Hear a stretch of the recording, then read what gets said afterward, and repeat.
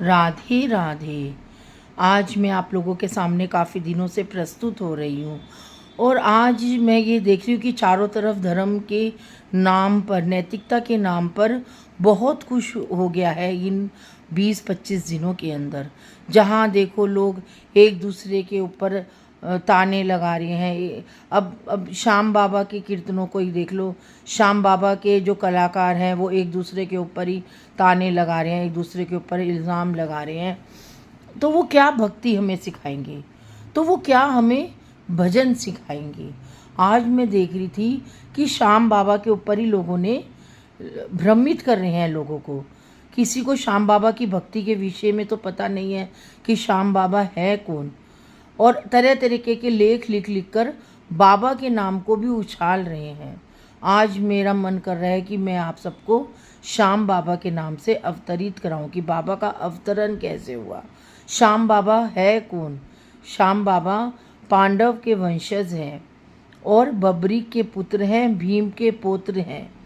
बाबा ने जो बबरीक ने जो भक्ति करी, तपस्या करी, वो सती और शिवजी और सती के संरक्षण में रहकर भक्ति करी।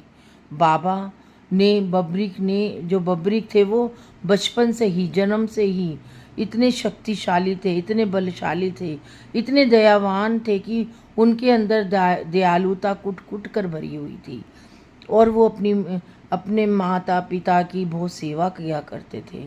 एक बार जब महाभारत का युद्ध हुआ तब बबरीक ने अपनी माता से कहा कि हे माता, अब मेरे को भी युद्ध देखने का मन हो रहा है। तो माता ने कहा तू जा तो रहा है लेकिन तुझे हारे का सहारा बनना है। तो उस बबरीक ने शिव और पार्वती की इतनी पूजा करी थी, इतनी स्तुति करी थी कि शिव और पार्वती ने खुश होकर उनको 4 बाण दिए थे, 3 बाण, कि जाओ जब भी हारे का सहारा कोई बनेगा तुम उसका सहारा बनना और उसको जिताना, उसके लाठी का सहारा बनना।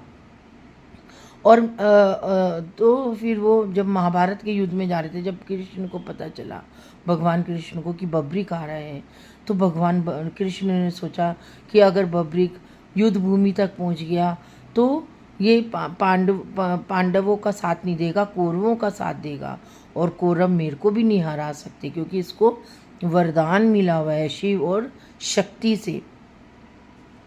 फिर भगवान कृष्ण ने युद्ध भूमि से ही बहुत पहले बबरीक जी को रोक दिया कि हे बबरीक, तुम कहाँ जा रहे हो, और ब्राह्मण के रूप में वेश धारण करके